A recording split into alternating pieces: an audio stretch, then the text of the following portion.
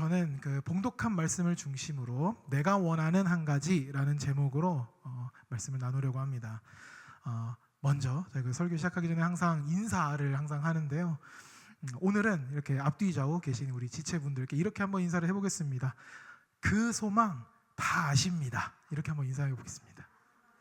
그 소망 다 아십니다. 다 아십니다. 네. 저희가 신앙생활을 이렇게 하다 보면 다양한 소망들이 막 생깁니다. 막 원하는 것들이 생기게 된다는 거죠. 그래서 이제 그 원하는 것들을 우리가 저는 신앙생활하면서 이런 거 이루고 싶어요. 저 이거 달성하고 싶어요라고 표현하지 않고 보통 기도 제목이라는 그럴싸한 이제 단어로 저희는 이렇게 서로 나누고 서로를 위해서 기도해 주기도 하죠. 그러니까 저희가 이제 하나님을 따르는 예수를 닮아가는 그런 신자들로서 살지만 정말 이렇게 한 공간에 지금 옆에 둘러보셔도 정말 다양한 상황과 정말 다양한 이야기들이 정말 이렇게 한데 어우러지는 광경을 볼 수 있습니다. 그러니까 똑같이 교회를 막 다 다녀도요, 똑같이 웃는 게 다 똑같이 웃는 게 아니고 우는 게 다 똑같이 우는 게 아니듯이 정말 다양한 이야기들이 우리 한 식구 안에 정말 이렇게 혼재되어 있는 것 같아요.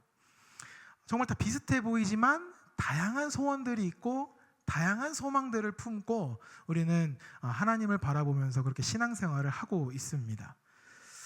저도 이제 고등부, 그러니까 우리 신광교회에 온 지 이제 몇 달 안 됐습니다. 몇 달 안 돼서 저희 고등부에 부임해서 이제 우리 선생님들과 우리 학생들을 이렇게 새롭게 만나게 됐죠.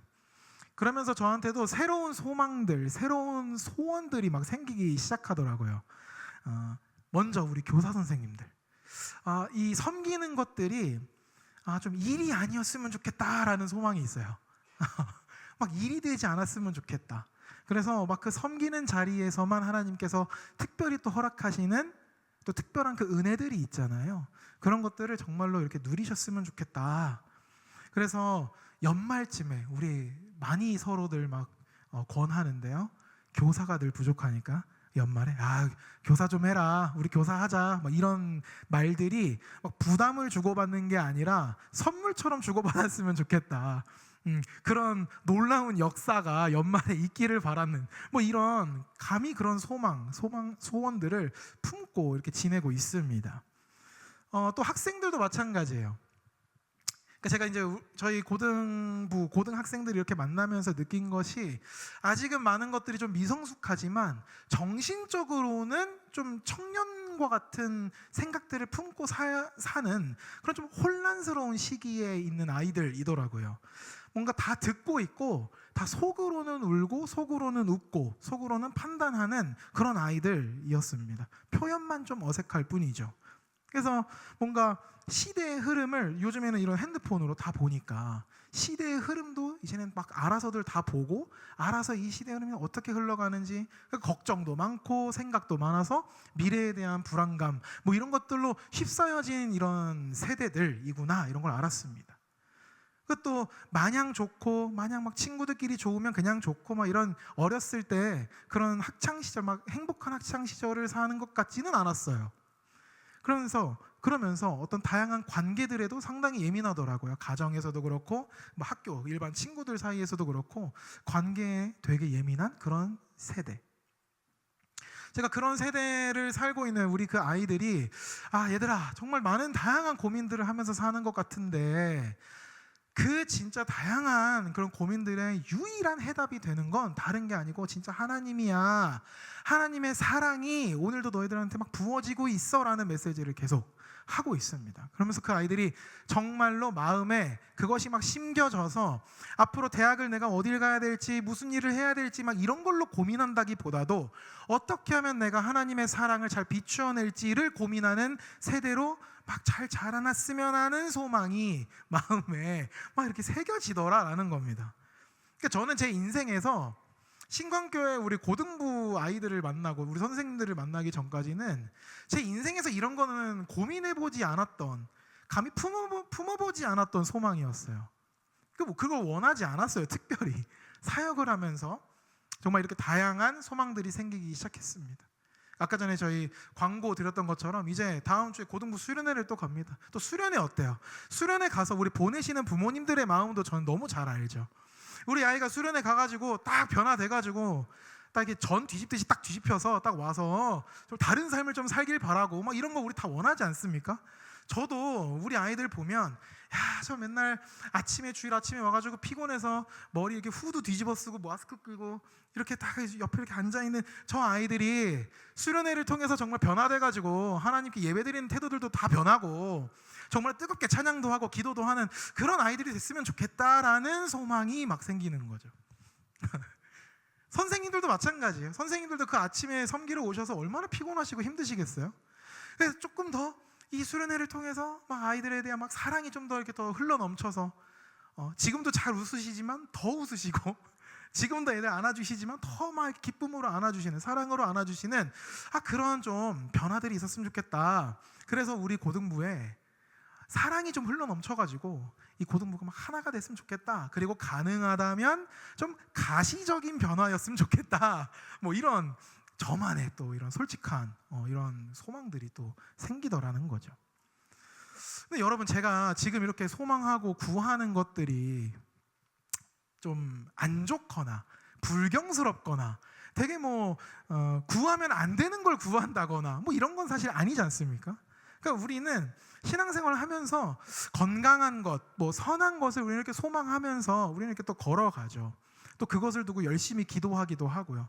저는 또 그런 수련회가 진짜 되기를 바라는 마음에 막 기획도 열심히 해보고 막 책도 많이 읽어보고 주변에 막 전화도 해보고 요즘에 좀 효과 괜찮은 또 프로그램 뭐 있어?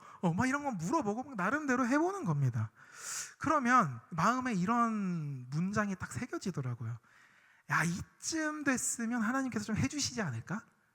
이쯤 이렇게 정말 간절히 원하고 열심히 준비했는데 하나님이 진짜로 이 수련회를 통해서 큰 변화를 좀 이렇게 일으켜 주시지 않을까 하는 그런 소망도 마음에 막 새겨지게 됐습니다.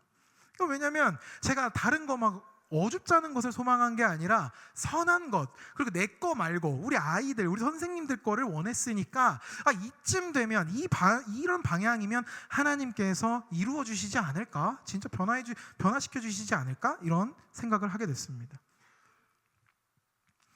그러니까 우리는 어떤 선한 것을 이렇게 열심히 소망하고 열심히 준비를 하다 보면 어느샌가 그것을 성취하는 그 자체에 되게 이렇게 포커스가 되더라고요. 그러니까 제가 저도 이제 이렇게 막 아이들이 변화되길 바라는 마음으로 수련회를 막 준비하고 막 열심히 책을 읽고 하던 중에 마음에 어떤 갑자기 염려가 훅 찾아 들어오냐면 너 갔다 왔는데 아이들이 아무런 반응도 없고 변화도 없고 그러면 어떡할 거야? 그럼 너 그거 똑바로 준비한 거 맞아? 너 똑바로 한 거 맞을 것 같아? 이런 시험 같은 이런 질문이 찾아올 때가 있습니다. 그러니까 그때 저는 바로 느끼는 거죠. 내가 그 성취 자체가 지금 목적이 되어 있구나. 바로 느끼게 된 것입니다. 그러니까 우리는 다 똑같은 것 같습니다. 이렇게 신앙생활을 하다 보면요, 다들 같은 마음으로 뭔가 이렇게 각자 개개인마다 소망하는 바를 위해서 정말 열심히 기도하고 열심히 막 헌신도 하고 되게 다양하게 정말 열심을 다해서 되게 살아가는 것 같아요. 그런데 저는 바로 딱 이 지점에서 우리가 왜 여전히 죄인이고 왜 여전히 연약한 자들인지를 알 수 있었습니다. 딱 바로 이 지점에서. 그러니까 우리가 무언가를 간절히 되게 원하고 소망할수록 이상하게 저희의 시야는 점점 좁아진다는 걸 깨달았어요. 뭔가를 막 열심히 원하는 만큼 그 시야가 좁아진 만큼 뭔가 열심히 하는데 그것이 기도가 됐든 무엇이 됐든 열심히 하는데 그것이 그 행위가 더 우선이 되더라라는 거였습니다. 그러면서 내가 잘하고 있는지 아까 제가 나눠드린 것처럼 내가 지금 잘하고 있는 건지 그 결과에 대한 염려까지 막 이렇게 마음의 흔들림까지 생기더라는 거죠. 그래서 오늘 저희가 읽은 이 본문 안에서 이러한 우리에게 딱 우리의 한계를 딱 보여주는 그런 구절들이 있었습니다. 저희가 오늘 읽은 본문은 마태복음 17장 1절에서 그 한 덩어리로 볼 때 13절까지, 그러니까 소위 예수님께서 이제 변모하신 사건을 가지고 이제 이야기를 하고 있습니다. 다들 아시다시피 이거는 변화산 사건 이렇게도 표현을 하죠. 높은 산에 예수께서 베드로, 야고보, 요한을 데리고 기도하시러 같이 올라갑니다. 그리고 어떤 사건이 일어났나? 우리 2절 한번 같이 한번 읽도록 하겠습니다. 17장 2절입니다. 네, 함께 읽겠습니다. 그들 앞에서 변형되사 그 얼굴이 해같이 빛나며 옷이 빛과 같이 희어졌더라. 네, 지금 요 같은 사건을 기록하고 있는 누가복음의 표현을 좀 빌리자면요, 예수께서 기도하실 때의 모습이 이렇게 변화되었다라고 적혀 있습니다. 근데 여기서 표현하는 변화되었다라는 이 표현은 제가 그 원어를 잘 쓰지는 않는데 이거 너무 중요해서 좀 가지고 왔어요. 메타모르토라는 단어를 쓰고 있는데요, 여기서 말하는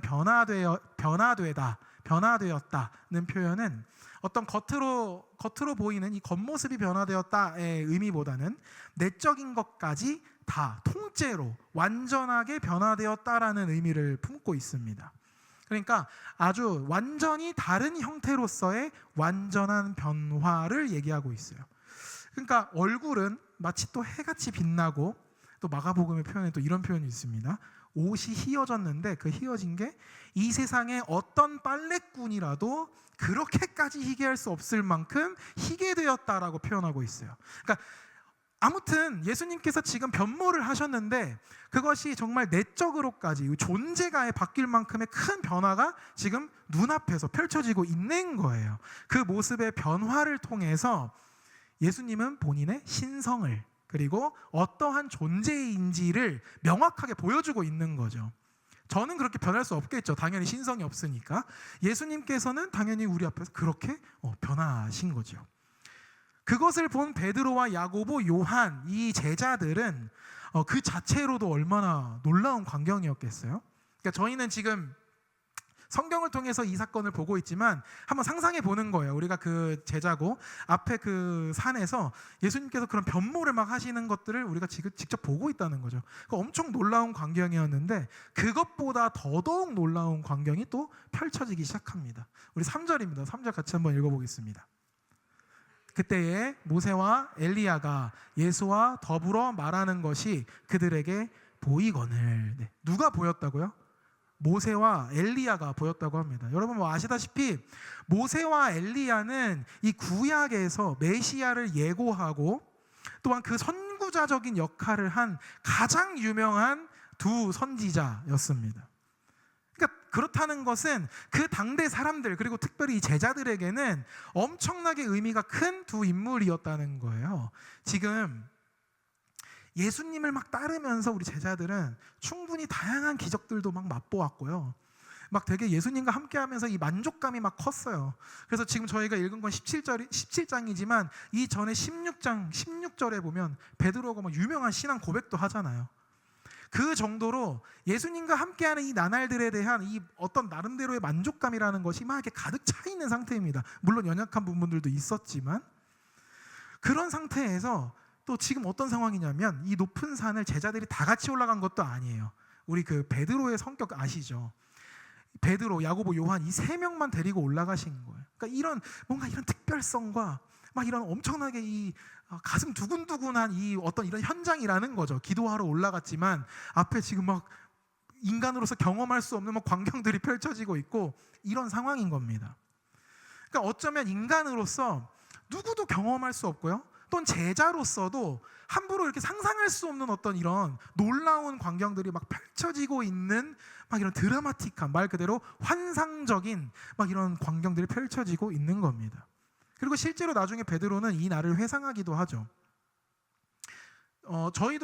저도 어렸을 때 그런 그런 상상을 좀 해봤습니다. 사도 바울 한번 만나보고 싶어. 실제로 만나서 좀 물어보고 싶은 게 너무 많아. 여기 현대 교회들 보면서 사도 바울께 어떠신지 좀 고견도 좀 여쭙고 싶고 막 이런 상상들을 좀 해봤습니다. 근데 마치 그런 것처럼 이것보다 더 비교할 수 없겠죠. 이것처럼 베드로나 이런 그 당시 제자들이 모세와 엘리야가 눈앞에 지금 나타났다는 이 자체는, 그러니까 사실 저희가 어떤 것을 소망해도 지금 이들이 느끼고 있을 이 경이로움, 이 놀라움을 좀 담아내기 좀 어려운 것 같아요. 너무너무 큰 사건이었습니다. 뭐 아무튼지간에 그 광경을 본 베드로의 반응이 또 어땠을까요? 우리 베드로 성격 뭐 방금 말씀드려서 아시다시피 베드로는 항상 다혈질이고 뭔가 에너제틱하죠. 베드로의 반응은 바로 그렇습니다. 딱 보자마자 또 급하게 또 나서는 거죠. 바로 초막 3개 짓겠다고 바로 선언하는 겁니다. 너무 좋아요. 예수님 저 여기 살게요. 너무 좋습니다. 초막 3개 바로 짓겠습니다. 이렇게 얘기하는 겁니다. 그 3번역으로 제가 준비했습니다. 마태복음 17장 4절입니다. 함께 읽도록 하겠습니다. 그때 베드로가 예수께 말하였다. 선생님, 우리가 여기에 있는 것이 좋습니다. 원하시면 제가 여기에다가 초막을 셋 지어서 하나에는 선생님을, 하나에는 모세를, 하나에는 엘리야를 모시도록 하겠습니다. 라고 이렇게 말을 막 하고 있는 중에 갑자기 빛나는 구름이 확 뒤덮는 거죠. 실제로 성경에 써 있습니다. 이렇게 말을 하던 중에 막 빛나는 구름이 막 이렇게 덮었다. 그러면서 음성이 들리죠. 이는 내 사랑하는 아들이요 내 기뻐하는 자니 너희는 그의 말을 들으라. 이 음성을 딱 듣고 제자들은 너무 두려워했다고 말씀에 기록하고 있습니다. 그러니까 좀 상황을 좀 정리를 하자면 앞서 말씀드린 것처럼 지금 이 순간에 지금 변모하신 이 순간에 예수님은 그것을 통해서 당신의 신성과 진정한 존재를 드러내셨어요. 근데 그 광경이 너무나도 영광스러운 거예요. 너무나도 경이로운 거예요. 어쩌면 그것을 정말로 원했던 사람처럼 너무나도 취한 나머지 베드로는 초막을 3개 짓겠다고 선언을 한 건데 그것은 사실 베드로의 실수를 범한 거죠. 이거 왜 실수이냐? 예수님과 모세와 엘리야를 동등하게 취급을 했다라고 우리 볼 수 있거든요. 그래서 그런 실수를 범할 만큼 정신이 없는 상태였다. 무슨 말을 할 줄 몰랐다라고도 기록되어 있습니다. 그러니까 그러한 상태에서 하나님의 음성이 들리는 거죠. 구름을 통해서 음성이 들리는 거죠. 그의 말을 들으라. 근데 여러분 여기서 말하는 이 들으라라는 표현은 아쿠에테라는 표현을 쓰고 있는데요. 이것은 듣고 순종해라라는 이 행동의 의지까지 담겨져 있는 표현입니다. 그러니까 그냥 뭐 이런 거라고 생각하시면 되죠. 막 정신이 없는 거예요, 지금. 환상, 막 너무 경이로운 걸 보고 정신이 너무 없어요. 그러니까 하나님이 야, 그러지 말고 말 좀 들어. 어쩌면 이런 뉘앙스였을지 모르겠습니다. 듣고 순종해라. 엄격하고 단호하게 말씀하셨습니다. 여러분 잠깐 이렇게 상상해 보는 겁니다. 어쩌면 제자로서 이렇게 살면서 그러한 경험을 그토록 원했을지 모르겠어요. 예수님과 다니면서 그 이적들 막 다양한 기적들을 막 보면서 얼마나 이 만족감이 컸겠습니까? 그러면서 이런 영적 체험들에 대한 이 원함, 니즈가 마음 가운데 분명히 제자였다면 있었을 겁니다. 그러면서 그런 모습들이 막 눈앞에 펼쳐지니까 소위 말해서 호들갑이 나온 거죠. 호들갑이 막 나온 거예요. 지금 너무 신나는 거예요. 너무 경이로운 거예요. 그런 모습에서 하나님의 말을 들으라 하는 이 음성 앞에 두려워 떠는 지금 이런 모습. 저는 딱 이 모습을 통해서 우리가 진정으로 원하고 진정으로 바라야 하는 것이 정말 무엇인가 하는 질문이 떠올랐습니다.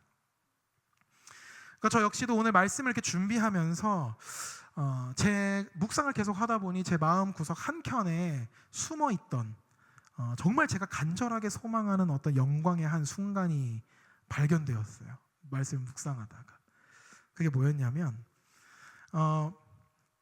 미리 허락받고 지금 나누는 건데요. 저는 결혼한 지 3년째 됐습니다.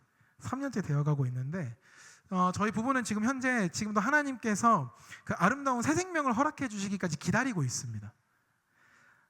저희는 한 번에 유산을 한번 경험을 하고 저희가 나이가 다 있는지라 이제 바로 시험관 시술로 넘어가게 되어서 지금도 시험관 시술을 계속 거듭해 가고 있어요. 뭐 다들 아시다시피 이 과정에서는 우리 아내가 너무 힘들어합니다. 그래서 어느 날 주사를 혼자 맞다가 그 새벽에 일어나서 주사를 혼자 맞고 있는 뒷모습을 제가 보다가 너무 많이 힘들어해서 우리 이제 그만할까? 이제 이런 말도 할 정도로 정말로 너무 안쓰러운 마음부터 막 걱정되는 마음까지 막 이렇게 복합적으로 들더라고요. 그런데 제가 그렇게 사람의 마음이 그렇다 한들 그 원함이 쉽게 꺾이지 않더라고요. 어째 점점 더 간절하게 원하게 되고 병원에 가면 갈수록 검사 결과를 들으러 가면 갈수록 좀 좋은 소식이 있었으면 좋겠고 막 너무너무 간절해지더라고요. 그래서 새 생명을 기다린다라는 표현을 넘어서서 정말 아이가 갖고 싶더라고요. 야, 그거 어떻게 하면 가질 수 있지? 막 주변에 임신 소식이 들려오면 야, 그거 어디서 사는 거야? 나 좀 사고 싶어. 어디서 얻는 거야? 라는 마음이 들 정도로 갖고 싶더라고요. 계속해서 착상이 실패할수록 마음이 처음엔 괜찮았어요. 하나님 하나님께서 뜻하신 바가 있으실 거다. 근데 계속 그것이 거듭되니까 마음이 어려워지더라고요.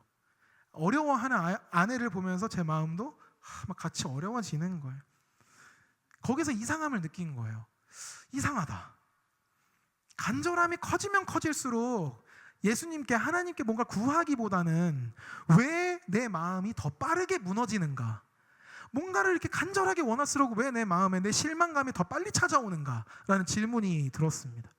그러던 어느 날 저희 부부에게 같은 마음을 주셨는데요. 정말 놀랍게도 정말 음성처럼 이렇게 들려왔습니다. 너희에게 새 생명은 어떤 의미냐? 정말 너희가 갖고 싶은 소유는 아니냐? 그리고 더 중요한 질문이었습니다. 생명은 누구의 것이냐? 그때부터 저희의 관점, 그러니까 기도의 방향이 조금씩 바뀌기 시작했습니다. 저희가 원하는 것, 소망하는 것보다 때로는 그것 때문에 낙심하고 실망할 때가 있을지라도 그렇게 실망해 있는 우리에게 주님께서는 지금 우리에게 무엇을 말씀하시고자 하는지, 우리가 놓친 음성은 또 뭐가 있을지. 그래서 이렇게 기도했습니다. 주님, 저희가 원하는 것은 주님께서 원하시는 것을 저희가 원하기를 원하고 언제나 주님과 함께 주님께서 주시는 그 위로와 사랑 안에서 사는 걸 진짜 원합니다. 이런 기도가 막 나오기 시작했어요. 좋은 소식, 결론까지 지금 말씀드리면 너무 좋겠지만 아직 기다리고 있습니다. 아직 기도하고 있습니다. 사랑하는 우리 지체 여러분, 우리가 정말로 원해야 하는, 정말로 원해야 하는 한 가지는 저도 1년에 이런 일들을 겪으면서 느꼈습니다. 우리의 소망이 이루어지는 것 그 자체를 원하는 것보다 그 소망 앞에 서 있는 정말 그 간절한 마음을 붙들고 두 손 막 바들바들 떨면서 막 이렇게 긴장하고 있는 우리에게 오늘도 하나님께서 말씀하시고자 하는 그 음성, 그것에 우리가 더욱더 귀 기울일 줄 아는 그런 자들이 되어야 할 줄 믿습니다. 오늘 특별히 수요 예배로 우리가 함께 모였습니다. 정말 간절히 기도해야 하는 다양한 기도 제목들을 들고 우리 이 시간에 한 자리에 모였잖아요. 정말 간절히 소망해야 합니다. 간절히 진짜 기도해야 합니다. 근데 그렇게 기도하면서도 나의 원함보다, 나의 소망 그 자체보다도 오늘 여러분 한 사람 한 사람에게 하나님께서 어떤 음성을 들려주고 싶으신지, 어떤 말씀을 하고 계신지를 우리가 전적으로 귀 기울이는 시간으로, 그러한 태도로, 그러한 마음으로 하나님께 간절히 기도하길 소망합니다. 이러한 간절한 마음을 담아서 제가 기도하겠습니다. 사랑의 하나님, 감사합니다. 오늘도 연약하고 넘어지는 저희들을 주님의 사랑으로 불러 모아주심에 너무나 감사합니다. 주님, 너무나 고단한 어려움의 파도가 계속해서 밀려오지만 오늘도 이렇게 주님께 아뢰일 수 있음에, 주님의 이름을 높이 찬양할 수 있음에, 주님 앞에 간절히 기도할 수 있음에 감사함으로 감격하며 나아갑니다. 저희들 한 사람 한 사람의 필요를 아시는 아버지, 이미 선한 것을 예비하신 우리 주 아버지를 믿으며 아버지의 음성에 더 귀 기울이며 나아가길 소망합니다. 주님, 오늘 선포된 주님의 이 말씀이 저희 모두의 마음 가운데 잘 심겨져서 매일의 삶 속에서 주님의 음성을 듣고 순종하며 살아가는 저희 모두가 될 수 있도록, 그래서 주님께서 온전히 우리의 기쁨 되시고 우리가 주님의 온전한 기쁨이 되는 그런 귀한 역사가 우리의 삶 가운데 일어날 수 있도록 인도하여 주시옵소서. 감사합니다. 이 모든 말씀 우리 주 예수 그리스도의 이름으로 기도드립니다. 아멘.